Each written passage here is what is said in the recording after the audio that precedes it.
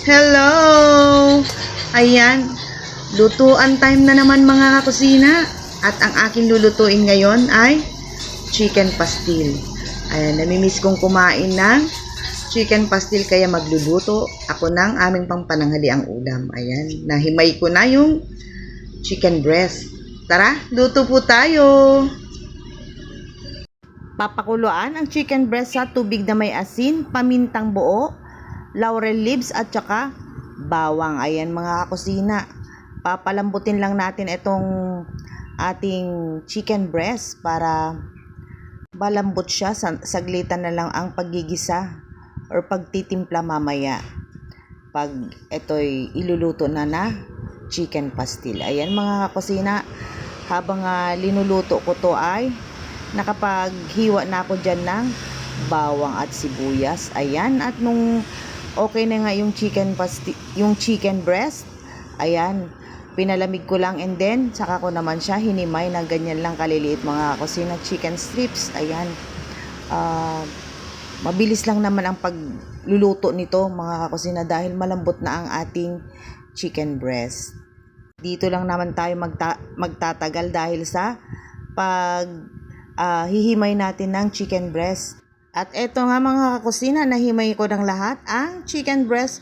Ready naman na tayong maggisa. Ayan, sa mainit na mantika, ilagay na natin yung bawang. Ayan, pagkalabas ng aroma ng bawang ay syempre, isunod naman na natin yung sibuyas. Ayan mga kakusina, gisa-gisa lang ng bawang at saka sibuyas. Napakabango ng nagigisang bawang at sibuyas. And pag okay na nga itong bawang at sibuyas na magisa mga kakusina ay ready naman nang ilagay yung nahimay ng chicken breast.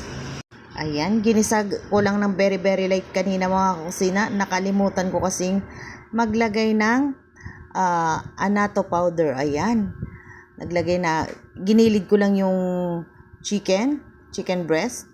Tsaka ako naglagay ng kaunting oil at tsaka annatto powder. Ayan ang magpapakulay sa ating chicken pastil. Matutuwa na naman ang Junakis ko nito. Akala niya yung linagay kong annatto powder ay puro lahat chicken oil. Pero hindi mga kakusina. Ayan, yun ang pansasabaw na naman niya sa rice niya. Ewan ko ba ang mga kabataan kung bakit mahilig sa oil, lalo na yung chicken oil. Favorite ng aking Junakis. Ayan, gisa-gisa lang to mga kusina hanggang sa makulayan ng lahat yung ating chicken breast. Saka naman ako maglalagay na dito ng kanyang pampalasa tulad ng paminta, ng asukal at saka chicken powder at yung oyster sauce. Ayan mga kusina, hindi na nga pala ako dito naglagay ng toyo dahil linagyan ko na kanina ng asin yung chicken breast kaninang nagpapalambot ako or naglaga ako. Yung kanyang lasa naman kasi nandito na sa sabaw. Ayan mga kusina, hindi ko yan tinapon kanina dahil reserve ko yan para naman sa pagpapalumbot po ng tuluyan itong ating chicken breast. Ayan, yung hiwa-hiwalay na talaga yung chicken breast na ating hinimay. Ayan, naglagay na rin ako dito ng laurel.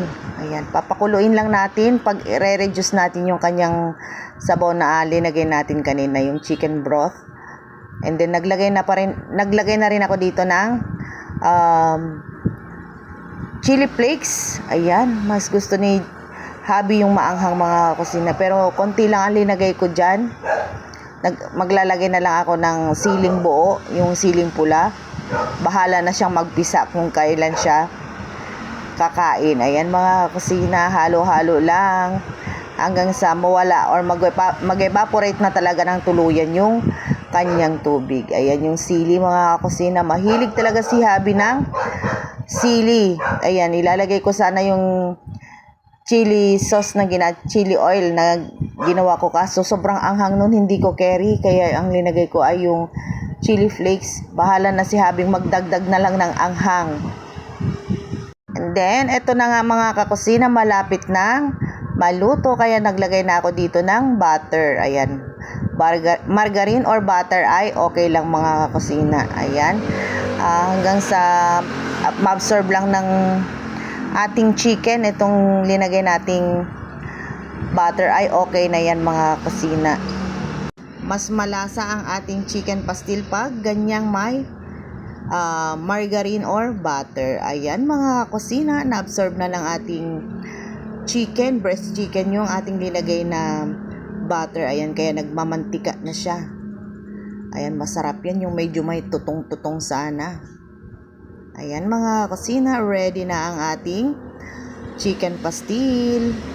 Hahanguin ko na at pwede na ring kumain.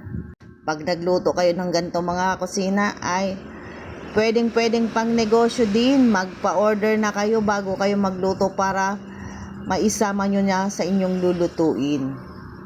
At syempre, huwag kalilimutan pag nagluto kayo ng chicken pastil ay magsaing na ng madami.